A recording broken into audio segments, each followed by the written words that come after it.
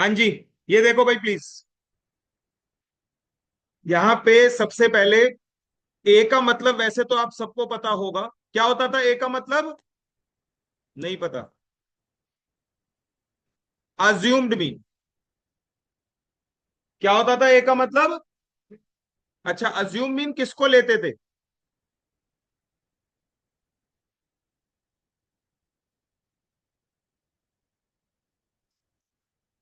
Middle value is preferable. क्या बोला? Middle value is preferable. Assume mean किसको लेते थे? मिडल वैल्यू को। प्रेफरेबल होती है, मैंडेटरी नहीं होती। अच्छा, और चीज और देखिए, एक यहां पे एक बात और ध्यान दीजिएगा। ये डीएक्स क्या होता है? पहली बात तो डीएक्स का मतलब होता है बच्चों डेविएशन ऑफ एक्स। ठीक है, क्या मतलब होता है? Deviations of x. और कैसे, मैं आपको यहां मेंशन कर देता हूं बेटा। एक्स माइनस ए, डीएक्स का मतलब होता है दोस्तों एक्स माइनस ए। अब सुनो, अगर कोई पूछे डीएक्स का मीनिंग, तो आप जवाब क्या दोगे? If we reduce all X values by a number, then it's a process of deviation. Then it's a process of deviation. बेटा, आइए आप में से किसी से पूछ लेते हैं कि क्या समझे जो लिखा है मेरे एक्सप्लेन करने से लिखने एक्सप्लेन करने से पहले। आप बताओ इसका क्या मतलब होगा बेटा, आप बताओ सर।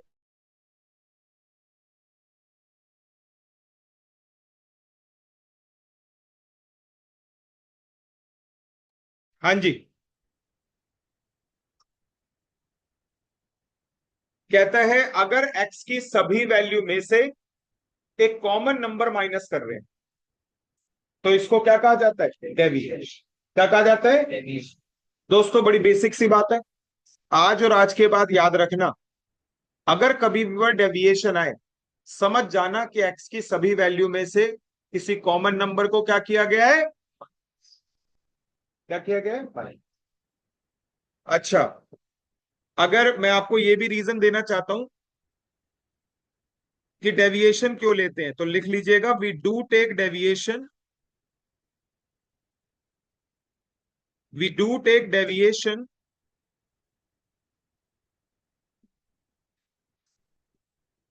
टू मेक कंप्यूटेशन,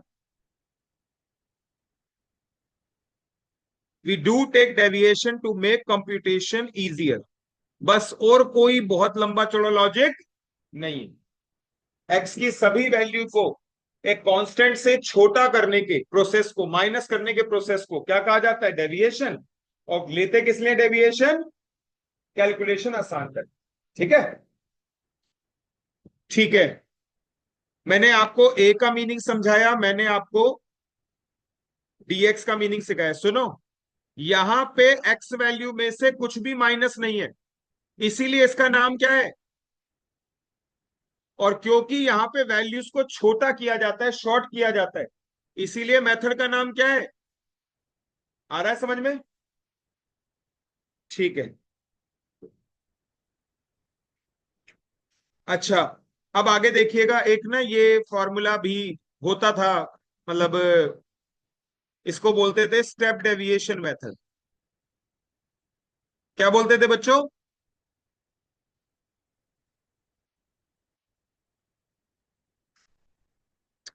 और मैं यहां लिख रहा हूं X bar equal to A plus में सिग्मा डीएक्स डैश अपॉन में N multiply by I. Actually आप इस बार डेविएशन में ना एक्स को छोटा करने के लिए कॉमन नंबर तो माइनस ही कर रहे हो। अगर सारी की सारी वैल्यू एक कॉमन नंबर से डिवाइड हो जाए तो डिवाइड भी कर, बस इसीलिए इसको डीएक्स ना बोल के क्या बोल दिया, डीएक्स।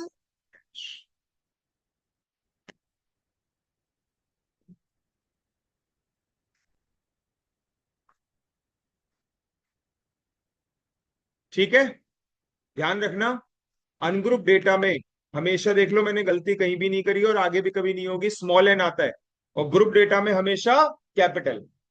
और मैंने शुरुआत में ही मेंशन कर दिया कि आपका कैपिटल एन का मतलब होता है क्या, फ्रीक्वेंसी का टू। डन। अच्छा इधर देखो भाई,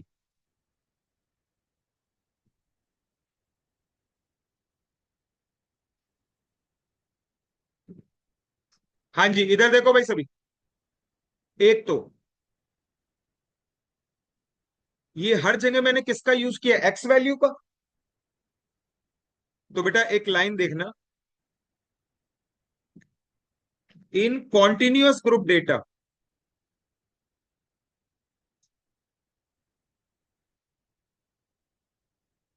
बेटा पहले आप लोगों को बता दूं कॉन्टिन्यूअस ग्रुप डेटा का मतलब,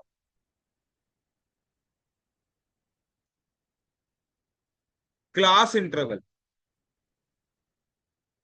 क्या बोला मैंने, ठीक है, इन कॉन्टिन्यूअस ग्रुप डेटा, ये लाइन याद रखना,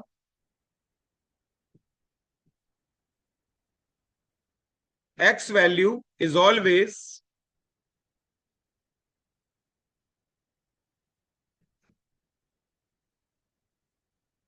mid value of class interval.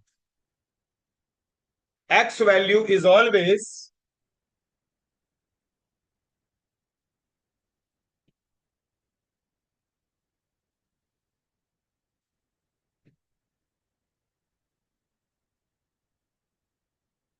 X value is always mid value of class interval. याद होगा ना सभी को, क्लास इंटरवल वाले डेटा में किसको बोलोगे एक्स वैल्यू, मिड वैल्यू। किसको बोलोगे, आती है ना mid value, upper limit plus lower limit divide by, explain करूं, सबको पता है ये बात, सबको आती है, ठीक है ना। चलिए दोस्तों, एक बात ये लिखनी थी और एक ये,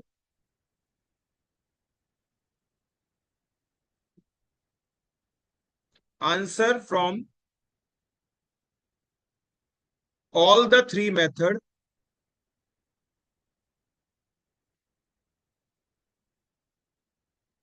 रिमेन सेम।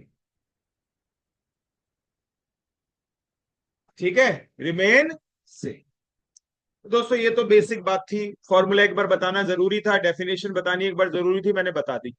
ठीक है, अब यहां पे से इंपॉर्टेंट बात शुरू करते हैं। हम्म।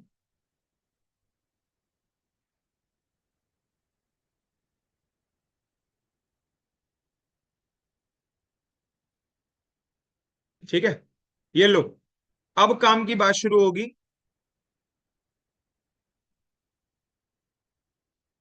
Properties of arithmetic mean. बेटा यहाँ पे नॉन मैथ्स कौन कौन है, आप लोगों से पूछ लूंगा, जो बताता जा रहा हूं आता जा रहा है या कंफ्यूजन है, आ रहा है ये, ठीक है। प्रॉपर्टीज ऑफ अर्थमेटिक मीन, बेटा प्रॉपर्टीज ऑफ अर्थमेटिक मीन में सबसे पहली प्रॉपर्टी,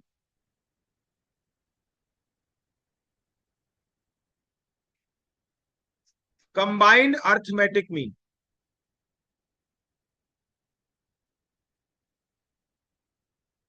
क्या बोला मैंने, कंबाइंड अर्थमेटिक मीन। एक क्वेश्चन पक्का जो सिखा रहा हूं उस पे आएगा ही आएगा। पहले बताओ कंबाइंड अर्थमेटिक मीन का मतलब, एक कंबाइंड अर्थमेटिक मीन का मतलब क्या है। यार जैसे आपका, मान लिया मैं कहता हूं 11th क्लास में बच्चे 10th के बाद आए,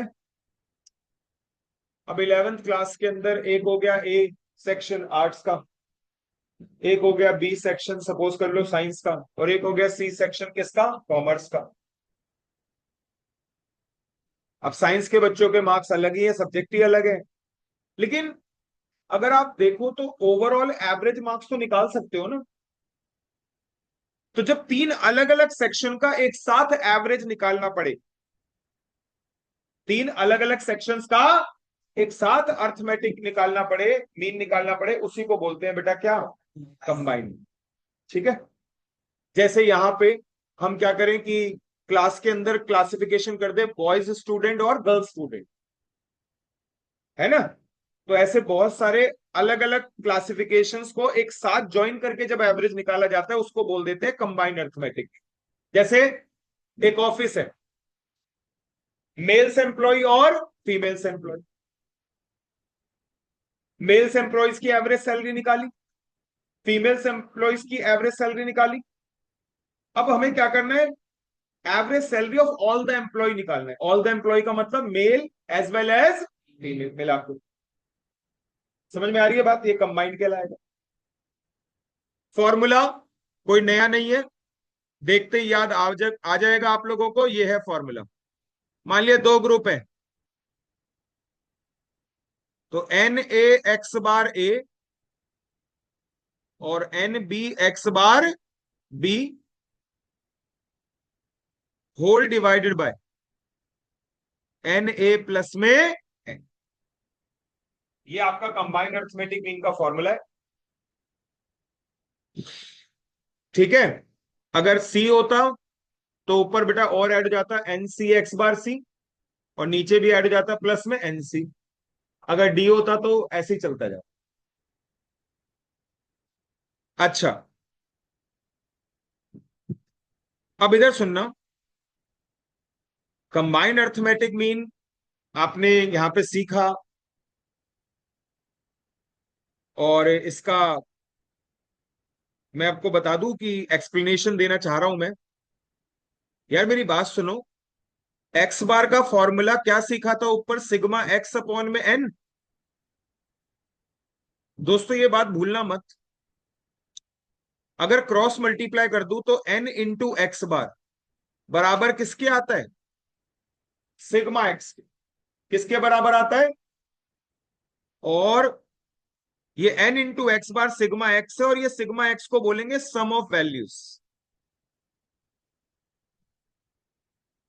सम ऑफ ऑल द वैल्यूज। दोस्तों ये देखो, ये भूलना मत, काफी इंपॉर्टेंट है, काम आएगा ये बार बार, बेसिक सी बात है। अच्छा ये देखो, ऊपर आपका एक तरीके से देखा जाए, मैं थोड़ा यहाँ पे शॉर्ट में एक्सप्लेन कर रहा हूं। यार ये एन ए एक्स बार ए क्या हो गया, सिग्मा एक्स है, यानी कि ए ग्रुप का टोटल। क्या आ गया बेटा, ए ग्रुप का। ये N B X bar B क्या हो गया, सिग्मा एक्स बी, यानी कि बी ग्रुप का टोटल। जब इन्हें प्लस करेंगे तो ये क्या हो गया, होल ग्रुप का टोटल। नीचे क्या हो गया, होल ग्रुप का नंबर। और बेटा ये तो आपको पता ही, अर्थमेटिक मीन कैसे निकलता है, टोटल डिवाइडेड बाय। तो मुझे उम्मीद है कि आपको जस्टिफिकेशन आ गया होगा समझ में, कि ये कंबाइंड अर्थमेटिक मीन भी एक तरीके से वही है, टोटल डिवाइडेड बाय नंबर। लिखा आपने।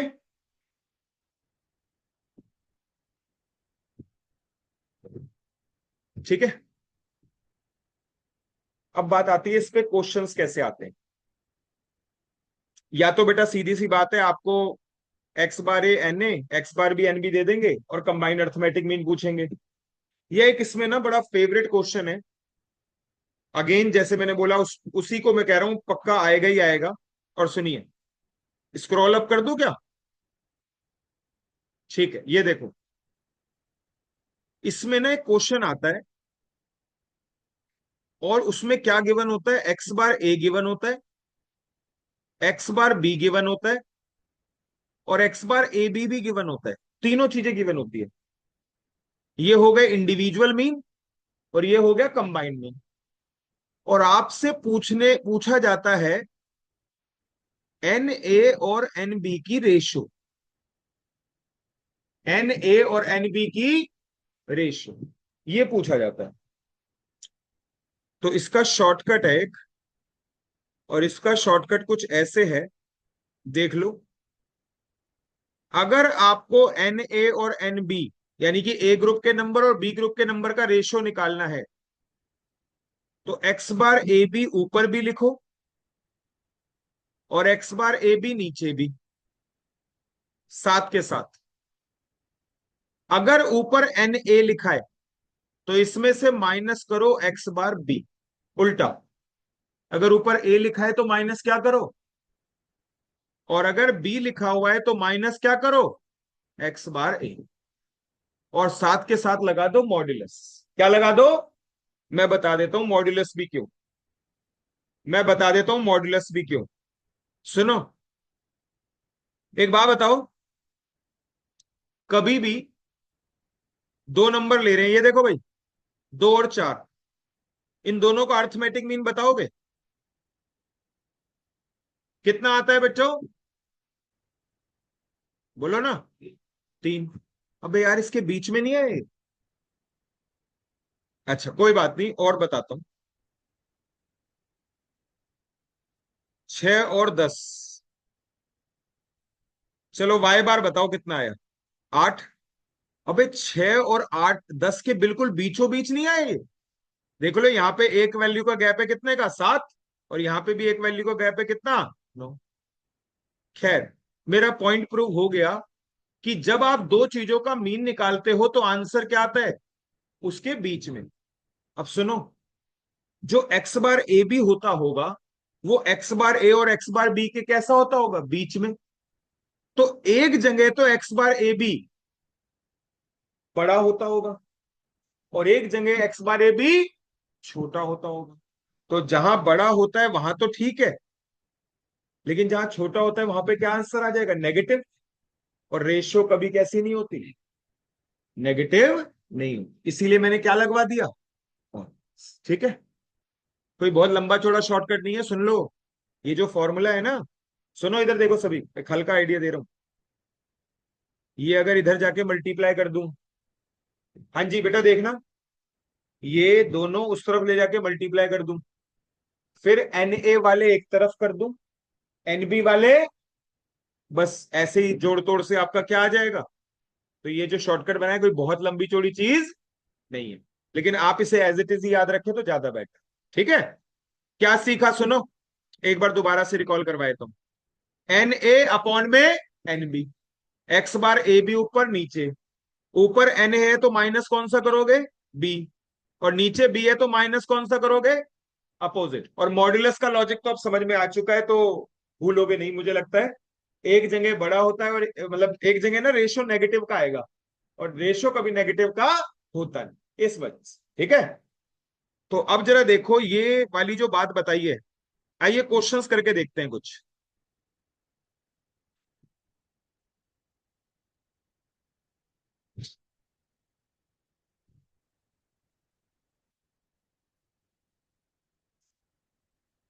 कैलकुलेटर लाए हो सब,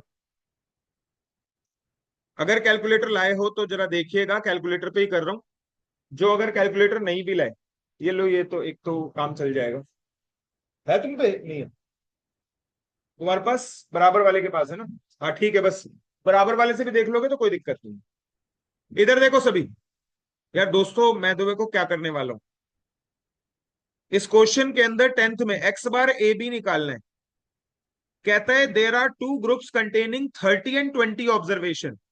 बेटा मेरे माइंड में समझ में आ गया, ये एन ए है और ये एन बी है, having 50 and 60 as arithmetic mean. ये एक्स बार ए है और ये एक्स बार बी है, कंबाइंड अर्थमेटिक मीन निकालना था। दोस्तों देखो मैंने क्या करा, एन ए 30 लिखा, मल्टीप्लाई बाय एक्स बार ए 50 करा, और इक्वल टू दबा दिया। फिर उसके बाद एन बी 20 लिखा, और multiply by X bar B 60 लिखा, और इक्वल टू दबा दिया। दोस्तों इसके बाद में जीटी, ग्रैंड टोटल की एक की होती है, तो जीटी दबाते ही पता है क्या आएगा, ये जो ऊपर था ना, ये वाली वैल्यू है, ये ऊपर वाली वैल्यू का टोटल आ जाएगा। और फिर उसके बाद मैं डिवाइड कर दूंगा नीचे, एन ए और एन बी यानी कि कितना, 50, इक्वल टू दबाओ, आंसर बताओ कितना।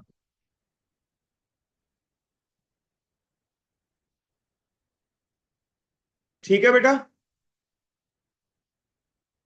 हाँ नोट भी करो और मुझे बताओ।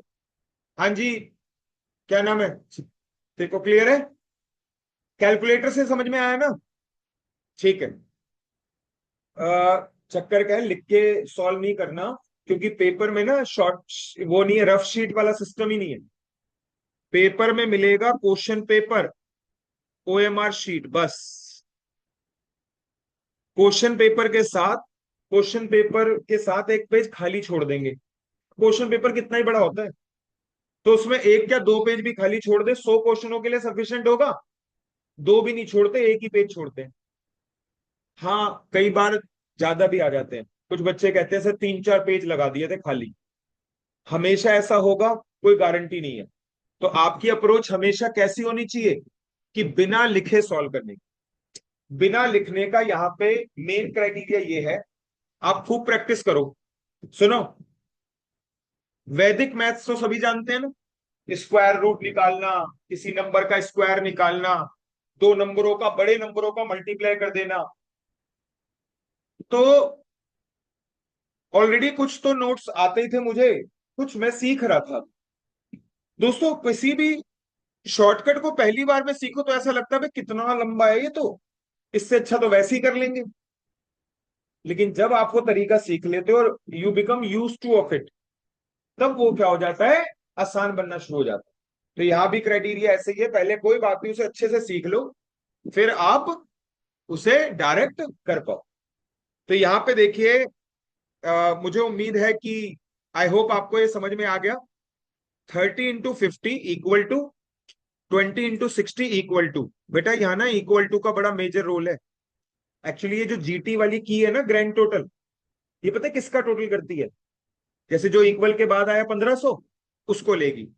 फिर 20 × 60 इक्वल टू, यानी कि 1200 जो है उसको लेगी। इक्वल के जो बाद वैल्यूज आएंगी, जितनी भी वैल्यूज आएंगी, उन सबका टोटल करती है। तो इसीलिए इक्वल टू बहुत जरूरी है। समझ गए? अच्छा बेटा, क्लियर है सभी को? हाँ जी, ठीक है, वेरी गुड। अब अगला क्वेश्चन देखो। एक तो क्वेश्चन ऐसा सा जो अभी सिखाया था वैसा करवाता हूं।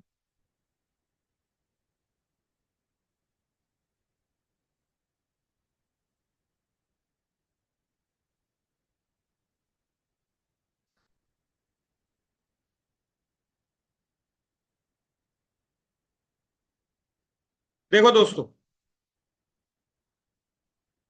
ये वाला क्वेश्चन मैं करवाऊंगा, फिर ऐसे क्वेश्चन आपसे भी करवाऊंगा जिससे कॉन्फिडेंस आ सके। Average salary of group of unskilled worker 10,000। Average salary of group of skilled worker 15,000। और average salary of group of skilled और अनस्किल्ड वर्कर 12,000। अब इसमें एक दिक्कत ये आई कि क्वेश्चन में रेशियो नहीं, पता क्या पूछ रहा है? Percentage of skilled worker. मैं करके दिखा रहा हूं, आप आराम से देखो। दोस्तों, ऊपर लिखा स्किल्ड और नीचे लिखा, मैं वही कर रहा हूं जो मुझे आता है, मॉड्यूलस लगा के कंबाइंड सैलरी ऊपर भी लिखो और नीचे भी लिखो। अच्छा, ये के का मतलब जानते हो ना सभी? के मतलब 1000। ऊपर स्किल्ड वाले हैं तो माइनस किसकी एवरेज करोगे? अनस्किल्ड। और नीचे अनस्किल्ड वाले हैं तो माइनस किसकी एवरेज करोगे? स्किल्ड की। बेटा ऊपर बचा 2,000 और नीचे बचा 3,000। रेशो कितनी हो गई? 2:3। बोलो ठीक है? इतना करने के लिए तो पेन पेपर की जरूरत नहीं पड़ेगी। अच्छा, अब अगर आपको स्किल्ड की परसेंटेज निकालनी है तो निकाल लो यार, ये लो। क्या करें? स्किल्ड की रेशो थी 2, out of the total ratio 5, percentage के चक्कर में मल्टीप्लाई बाय 100। आगे चाहिए?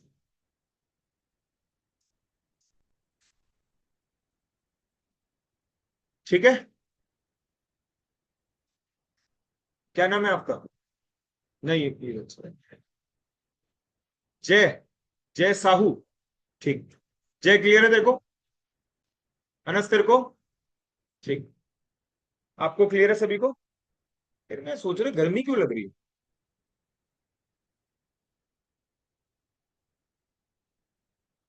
सॉरी बच्चों, मुझे याद नहीं। ठीक है, चलिए। अगर हम पसीने के, अब इधर देखो, ऐसा फील हो रहा है जैसे स्वेटर पहन लिया है गर्मियों में। खैर, स्किल्ड बेटा जी आपका कितना है? 40%। बेटा क्लैरिटी है सबको? गुड। इसकी शिफ्ट कर दूं स्क्रीन?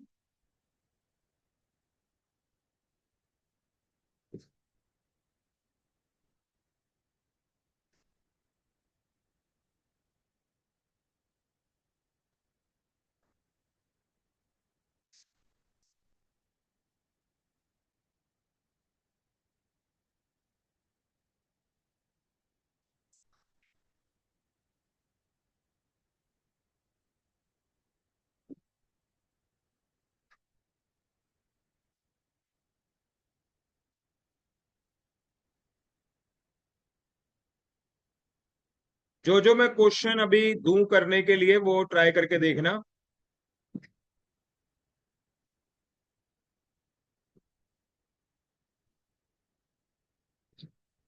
क्वेश्चन नंबर आप लोग ट्राई करना अभी। ये मेरी बुक है बेटा, जो आपको यहां से मिलेगी। और क्वेश्चन नंबर 24 आप करेंगे अभी। 25 और 26 भी कर सकते हैं। होता है अच्छी बात है, नहीं होता है तो मैं करवा।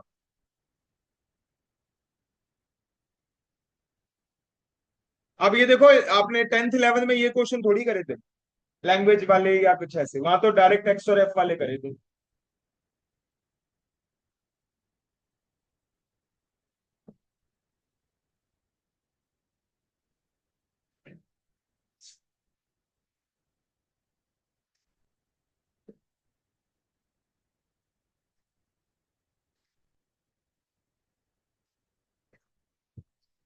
आंसर मत बताओ, बस कर लो पहले।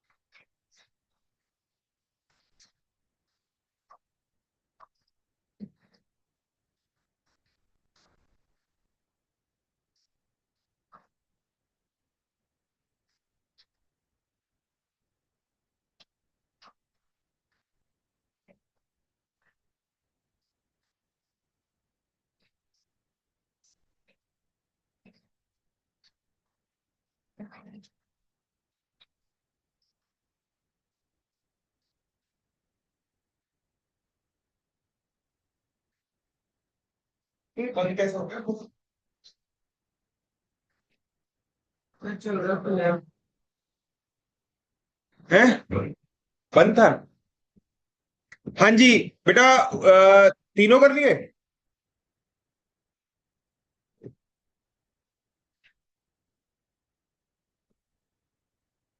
ऑनलाइन। चलिए ठीक है।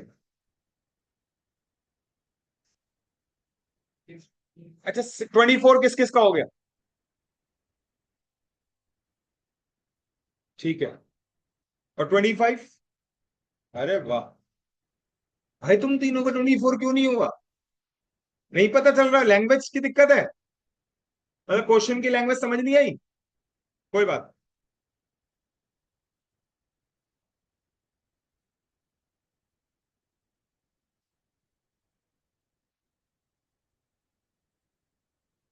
देख बेटा बड़ा सिंपल है। इसमें बोला गया है, देख, mean weight of boys 80, mean weight of girls 50, combined weight of boys girls यानी कि ऑल द स्टूडेंट 60। रेशियो पूछा है बॉयज और गर्ल्स का, तो ऊपर बॉयज चाहिए, नीचे, तो सुनो, एवरेज सैलरी एवरेज वेट लिखो दोनों का, 60 ऊपर भी और 60 नीचे भी। यहां तक आ रहा है समझ में? ऊपर बॉयज है तो माइनस किसकी करो, एवरेज गर्ल्स का, और नीचे गर्ल्स का वेट लिखा है तो माइनस किसका करो। तो बेटा ऊपर 10 और नीचे, तो 1:2 हो तो गया, आपसे हो गया था। ठीक है, तेरे को बेटा हुआ तो नहीं था ना आपसे? तुमने तो मना करा था। अच्छा ठीक। क्वेश्चन नंबर 25 किस किस का हो गया? आप दोनों का ही हुआ है। हाँ, तुम्हारा?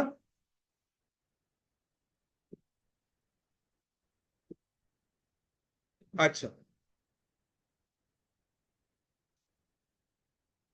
अब बताओ क्या आंसर है, ट्राई कर लो।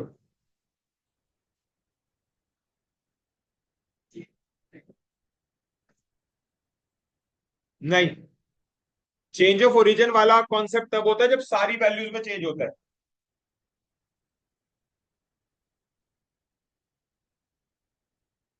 अरे यार कैसा इजी है।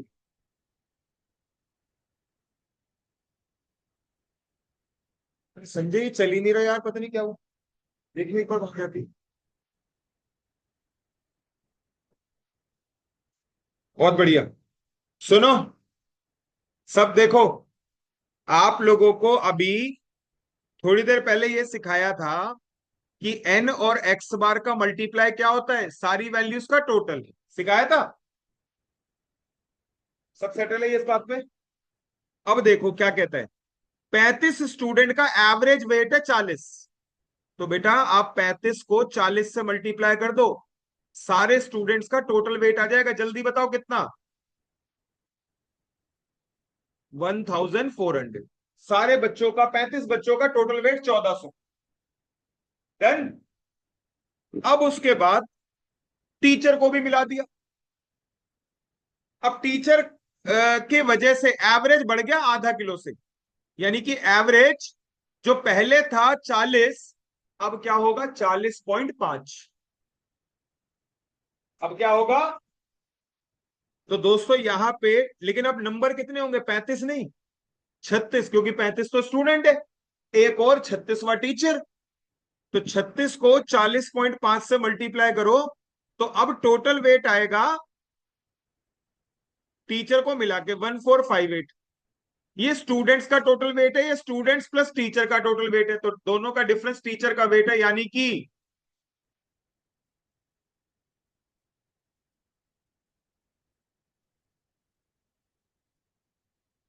ठीक है, मतलब नहीं हुआ था किसी से वो तो ठीक है। अभी समझ में आया है या अभी भी नहीं आया? ठीक है, आगे चलते हैं।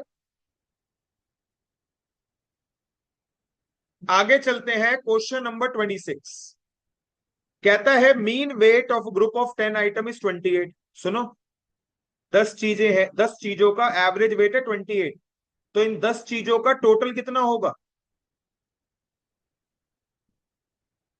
280। बोलो। और दूसरा ग्रुप है जिसमें एन एन चीजें हैं, उसका एवरेज कितना है 35। तो उन दूसरी, ये ए ग्रुप मान लो और ये बी ग्रुप, इसका टोटल कितना होगा? n×35 है। कहता है मीन ऑफ कंबाइंड ग्रुप, अच्छा दोनों ग्रुप का कंबाइंड मीन कितना है 30। तो यार पूरे दोनों ग्रुप का मिला के टोटल पता है कितना होगा?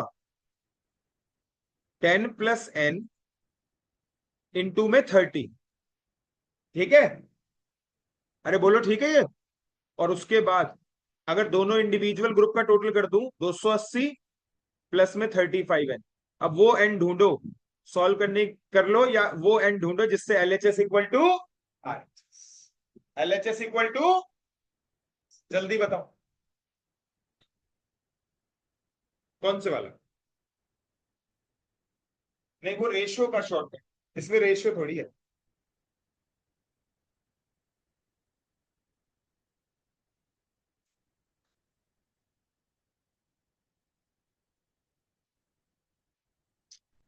ए, नहीं बी आएगा।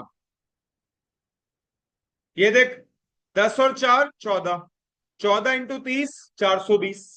हिंदी में बोल रहा हूँ, सॉरी, मैं इंग्लिश में कन्वर्ट कर देता हूँ। 10 + 4 14, 14 × 30 420। अच्छा, 35 × 4 140, 35 × 4 140, और 140 और 280 कितना होता है, 420। ठीक है, तो आपका LHS इक्वल टू अनस। ठीक है, सबको क्लियर है, खुशी, गुड। पहले तो ये बताओ समझ में आया कि कैसे क्वेश्चंस आने। ठीक है।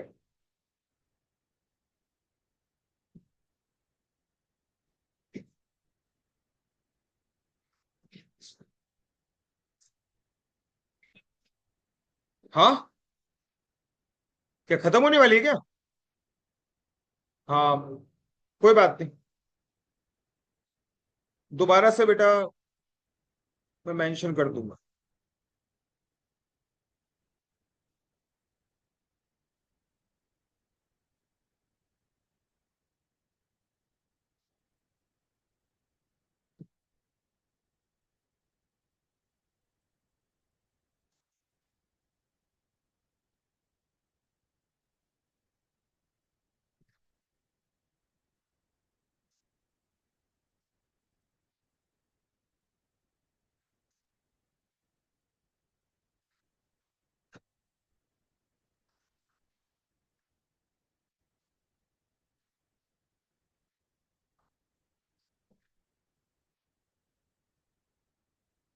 नहीं है, मैडम से पूछ लो बेटा एक बार।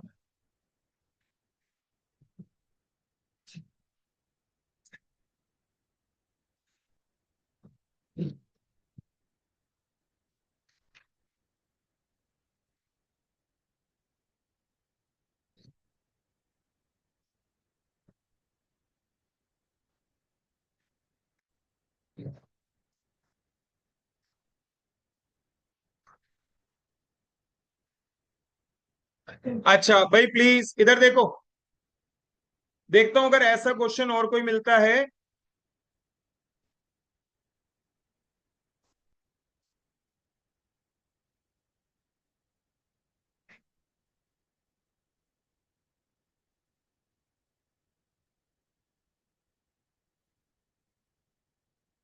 ये क्वेश्चन देखना जरा,